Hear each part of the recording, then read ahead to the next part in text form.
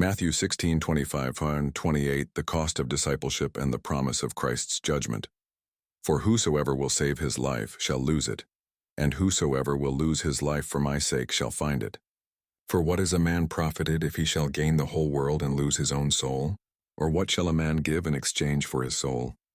For the Son of Man shall come in the glory of his Father with his angels, and then he shall reward every man according to his works. Verily I say unto you, there be some standing here which shall not taste of death till they see the Son of Man coming in his kingdom. Historical understanding, first century perception.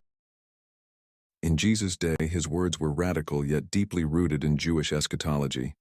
The disciples understood the coming of the Son of Man in light of Daniel 7:13-14, where the Messiah comes in divine glory to establish God's kingdom.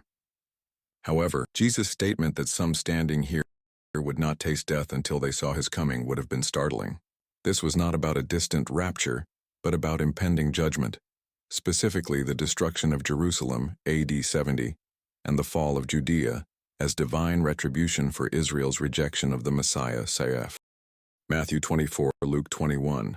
Rome's eventual judgment was also foreshadowed, Revelation. The disciples would have seen this as fulfillment of prophetic warnings, e.g. Daniel 9:26-27, where God's kingdom advances through judgment and the church's triumph. Spiritual message for today. 1. The cost of true faith.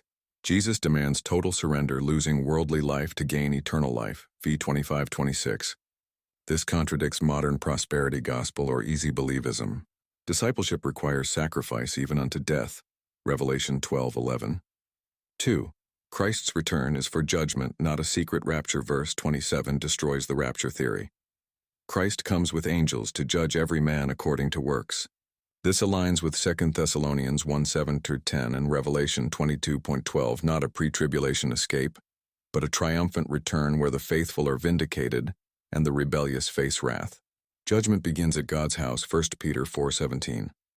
Apostates, those who saved their life by denying Christ, will be condemned alongside the ungodly. No second chances after death, Hebrews 9:27. The reward, verse 27, is either eternal life or damnation, Matthew 25:46. Or the near fulfillment in the first century. Jesus' words in verse 28 were fulfilled within that generation. The coming in his kingdom was manifested in Pentecost, Acts 2, the fall of Jerusalem, Matthew 24, and the spread of the church, Colossians 1:13. This refutes rapture theorists who twist coming to mean a future secret event. Christ's kingdom was inaugurated visibly in the first century and will culminate at the final judgment. Matthew 16:25-28 is a sobering reminder. Christ's kingdom advances through suffering and divine judgment.